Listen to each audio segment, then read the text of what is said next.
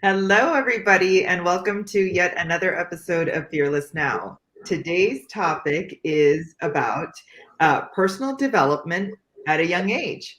So, I'm going to kick things off by asking my crew here, Mike and Brittany, on their thoughts of what personal development means to them. And then we have something super cool to kind of to talk about when we talk about youth and personal development. So, Mike, over to you. What do you think about personal development?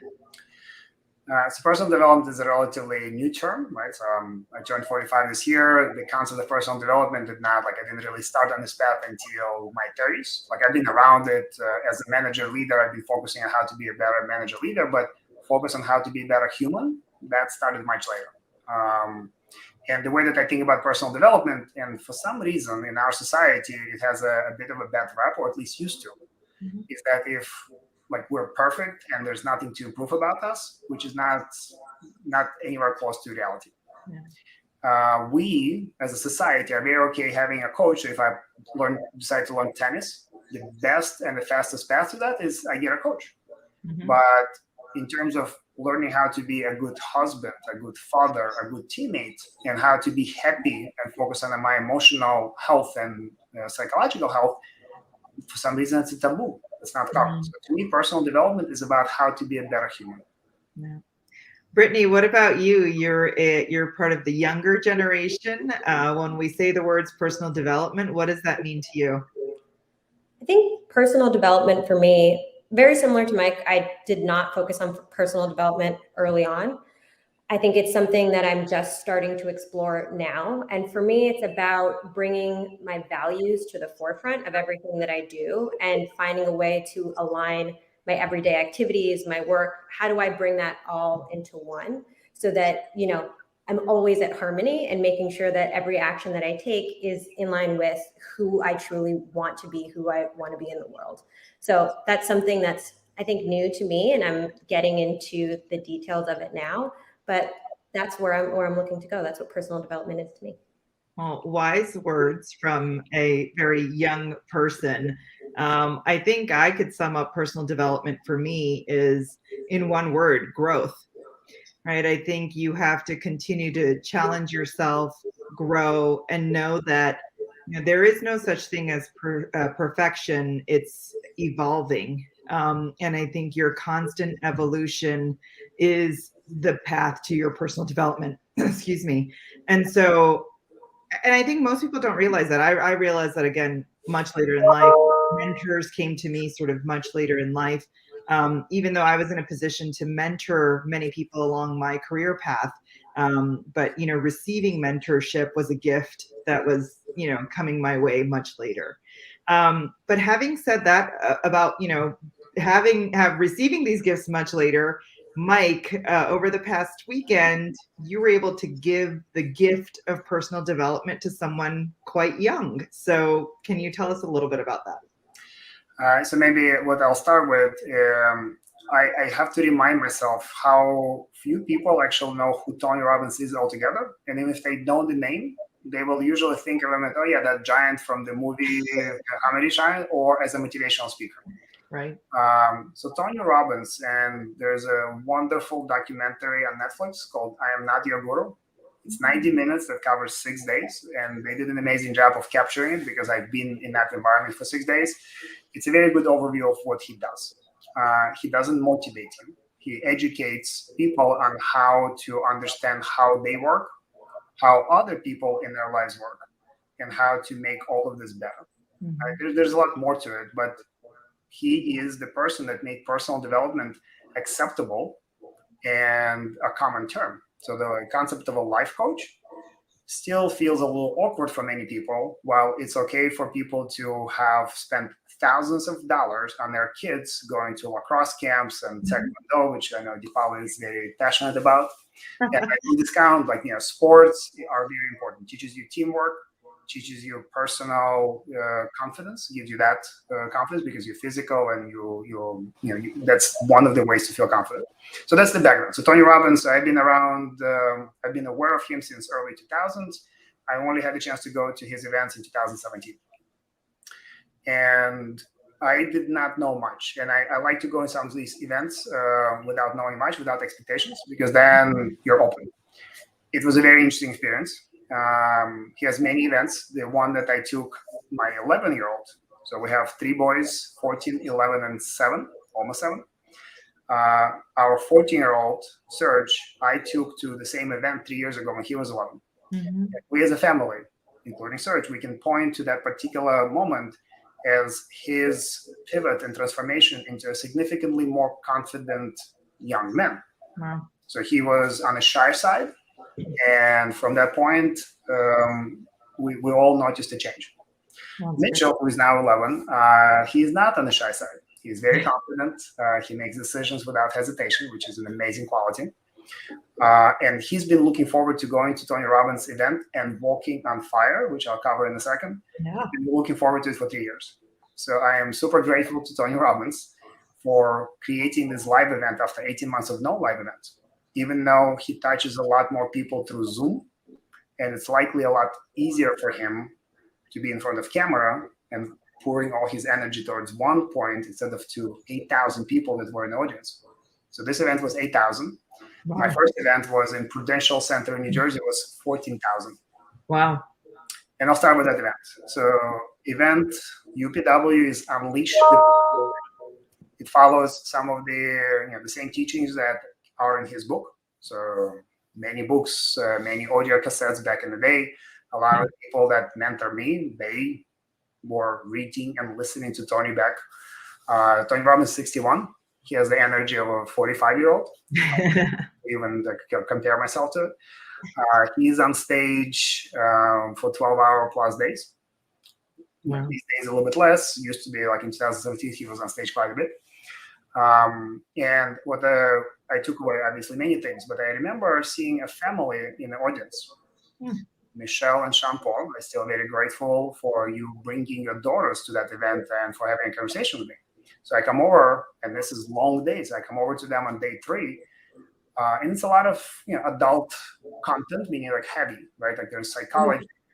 And I asked the parents, I was like, it's amazing, like that you brought 2 kids. Like, how was their experience? And Michelle and Sean tell me, why are you asking us? Why don't you ask them? And I have a conversation with a 9 and 12-year-olds. And they show me their workbook, like with a bunch of notes that they took. Wow. It is. And it touched me, right? Like, it's like, I want to do that with my kids. How Mike, how young do you think is too young? Do you think 11 is the right age? I mean, obviously your friends brought a 9 and a 12-year-old. Our platform, Fearless, is targeting a lot of this soft skill development at high school, which is this critical period in a young person's life. I have 11-year-old myself, so a lot of the conversations Time to go now. I know it's time for us to go, and I truly believe in it. So, and I think he would benefit from it just based on his personality and what I've been hearing from you. So, I want to get a little bit of Mitchell's perspective as well. But do you think it's never too young if we're talking about the age of personal development, or is there sort of the right moment? I don't think there's the right moment. I think it's as young as you feel that your child can even sit through 25% of the material. It's okay, right? So it's better than nothing.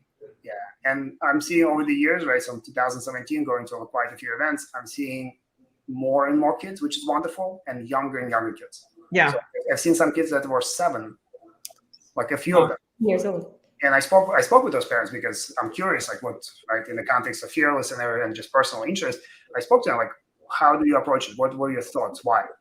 And to me, the word comes, like I think about quite often in many aspects of my life, is saturation.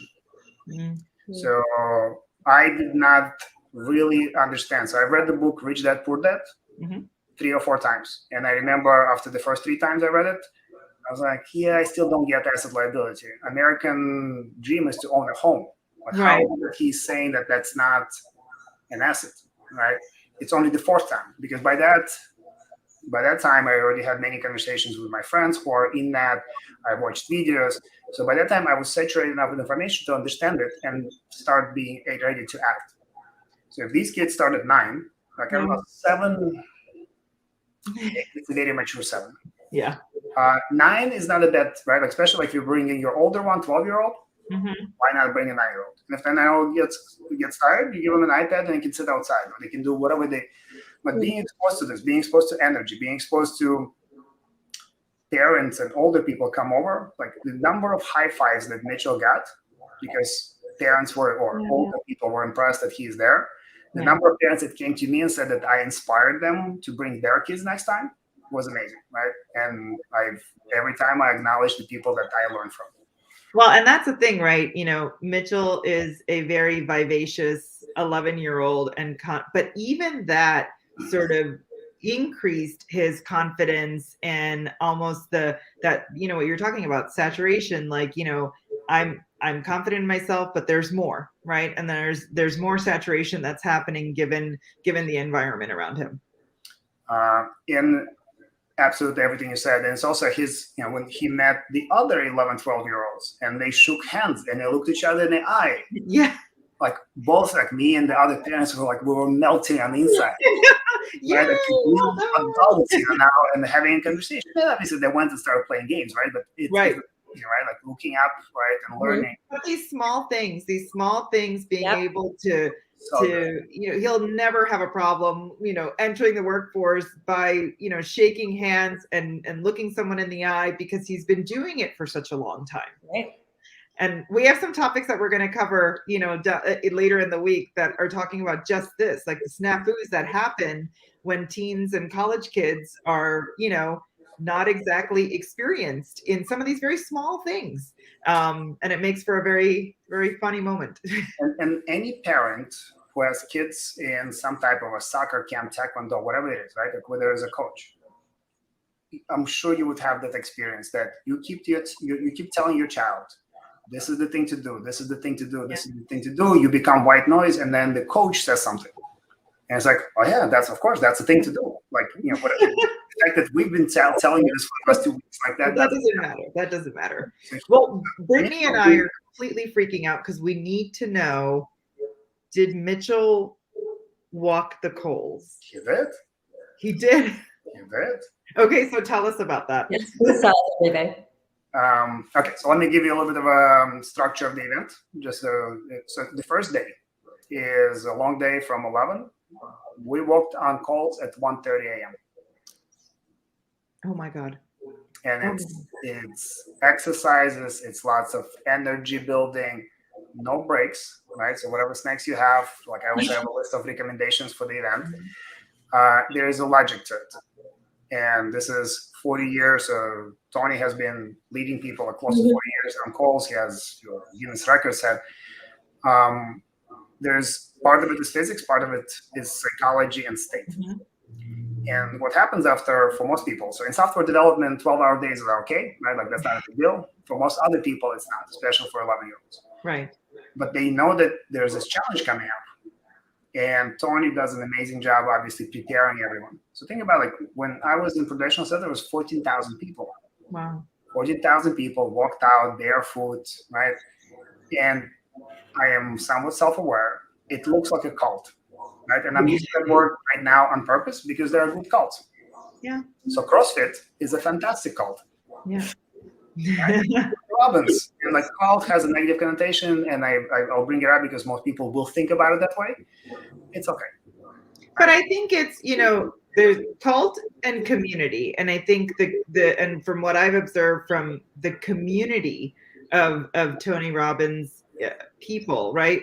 It truly is a community. I think that those are the individuals that, again, sort of passing these layers of openness and being able to develop personally and having sort of that same mindset and unlocking their potential, it really feeds off of itself. So yes, you're receiving that information from this person that's you know, larger than life, but it is this community that kind of comes together and supports each other as far as what I've seen.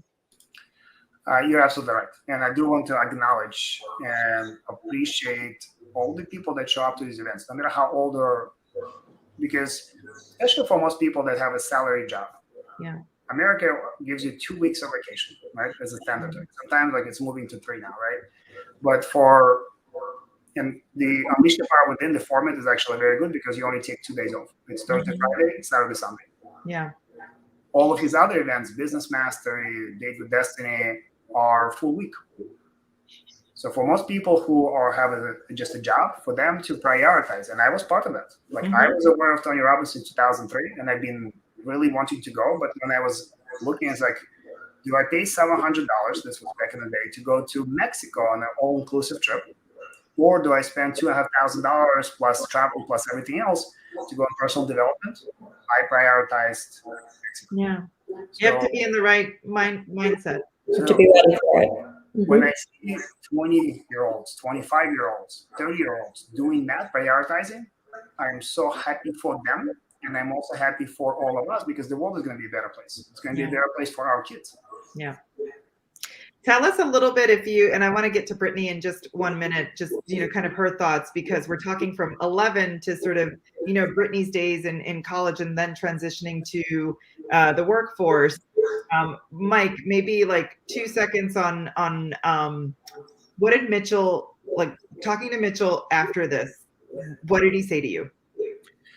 So what's interesting is not just me talking, right? It's and there's a little video which I think I posted on LinkedIn with what we took away. This was like after 1:30, sitting in the lobby waiting for Uber, and then other adults was asking like, "What did you take away?" And he would vary his answer, but all of it was around mindset because we obviously talk about it at Fearless, and he's exposed to that, and then it's what you can envision can be accomplished. So the limits that we usually think about are way beyond of what we are capable of. And this is exactly why Tony has people go walk on fire, because most of us never would imagine doing this. No. But if you can walk on fire, is there anything that you cannot do? Yeah.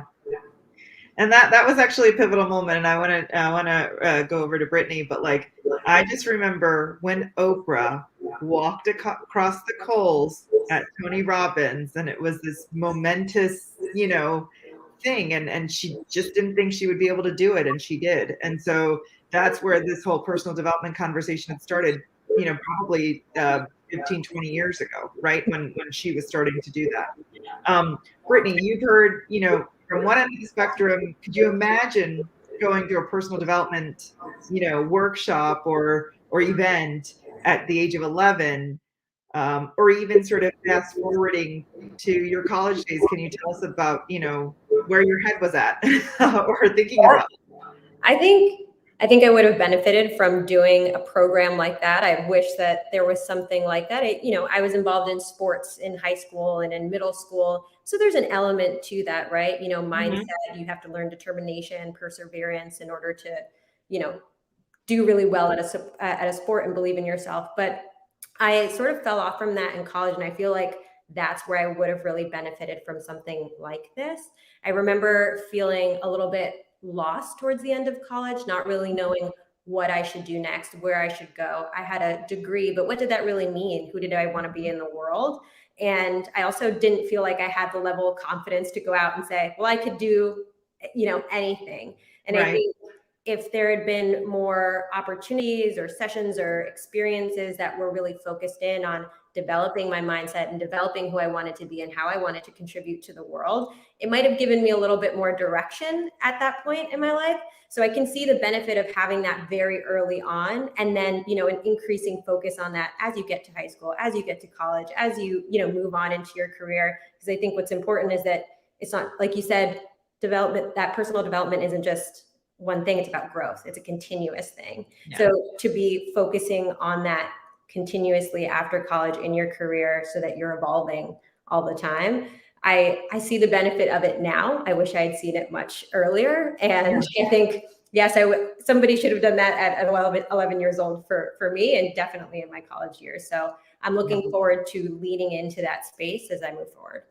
Awesome. Well, that's what our platform is about. And I think one of the things, part of our mission is to create these opportunities of personal development for the younger generation, and then empower them as they're learning about themselves and how they can evolve and continue to grow, and just having that mindset. So, Mike, thank you for sharing your story I'm sure we're going to put up some clips and stuff like that of you and Mitchell. So But I yeah. do have a video.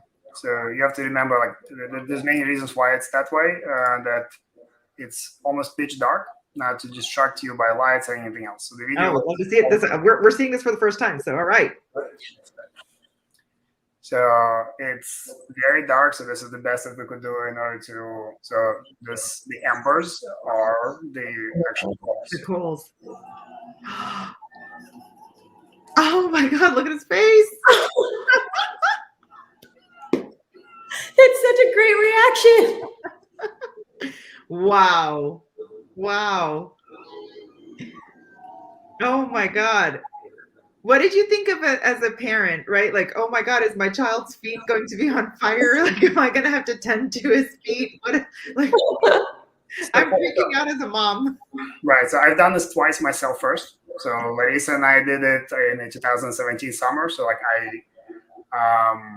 I knew it's going to be okay. So even if there's going to be a couple of blisters, the fact that he did it, right, like stepping on coals, right? It seems like a long path too. It's not like a short, you know. It's an amazing opportunity for the kids. I've done it twice myself. I've done one with Serge. I've done one with with Mitchell now. Do people get a couple of blisters once in a while? Yes, we did not. Right. Wow. So the pause where you saw him walk and like, I mean, it's a well-oiled machine. Yeah. A piece of carpet with water. People wash off your feet so that in case the coals get stuck between toes. Oh my God.